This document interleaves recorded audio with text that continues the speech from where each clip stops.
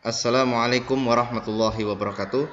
Kali ini saya akan memberikan penjelasan tentang aksi nyata bagaimana menyebarkan pemahaman. Mengapa kurikulum perlu berubah? Mari kita simak video berikut ini. Apa itu kurikulum? Kurikulum adalah seperangkat atau sesuatu sistem rencana dan pengaturan mengenai tujuan, isi, dan bahan pembelajaran serta cara yang digunakan sebagai pedoman penyelenggaraan kegiatan pembelajaran untuk mencapai tujuan pendidikan.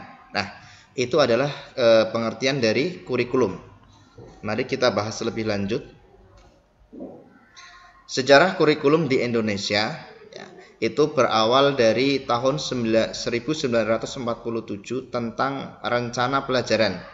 Kemudian ada perubahan tahun 1952, rencana pelajaran terurai.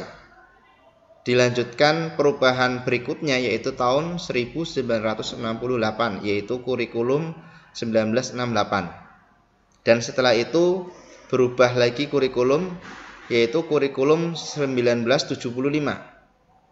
Kemudian setelah itu pengembangan kurikulum berikutnya yaitu kurikulum 1984 yang biasa dikenal dengan CBSA.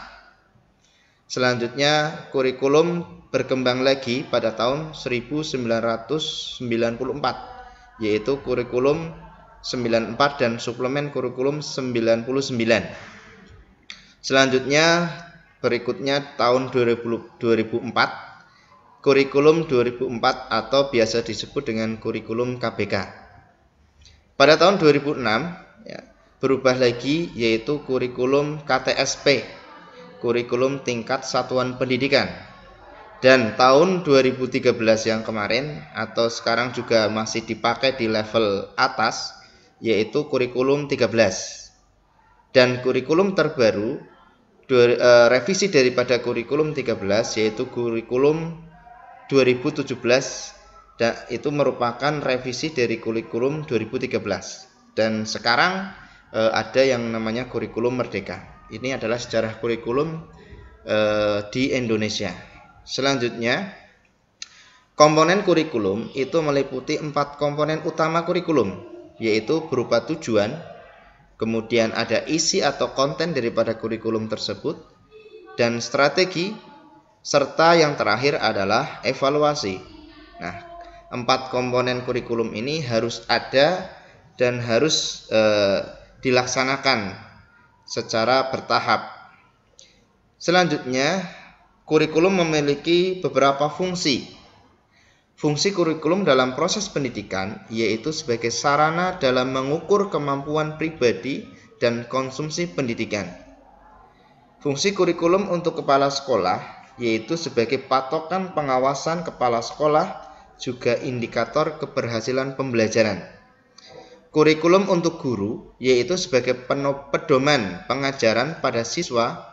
Kurikulum memberikan patokan yang jelas tentang proses pengajaran, juga materi yang harus diberikan pada anak didik. Kemudian kurikulum untuk siswa yaitu sebagai acuan belajar mereka.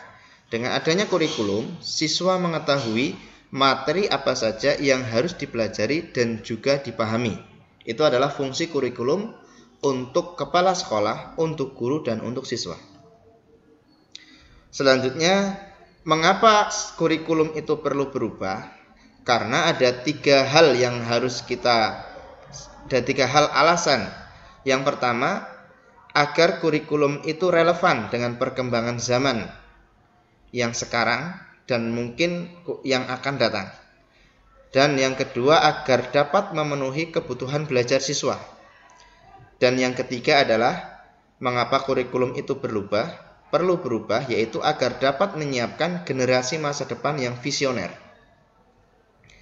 Kemudian 3 pilar pendidikan yang harus dipenuhi dan ini tidak boleh hilang, yaitu adalah yang pertama adalah orang tua, kemudian yang kedua adalah sekolah, dan yang ketiga adalah masyarakat. Semua komponen masyarakat, orang tua, dan sekolah harus menempatkan kebutuhan, pendapat, pengalaman, hasil belajar, serta kepentingan peserta didik sebagai pengembang kurikulum. Jadi 3 ini tidak boleh hilang.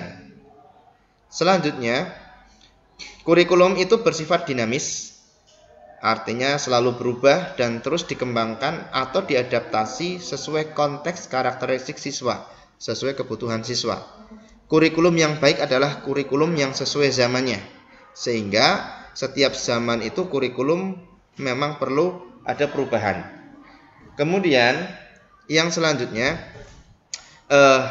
pada platform Merdeka Mengajar untuk mengajar ini, mari kita gunakan dengan sebaik-baiknya, ya. Sehingga platform ini bisa memberikan kita sebagai seorang yang pembelajar, kemudian juga belajar berkarya dengan baik dalam mewujudkan profil pelajar Pancasila.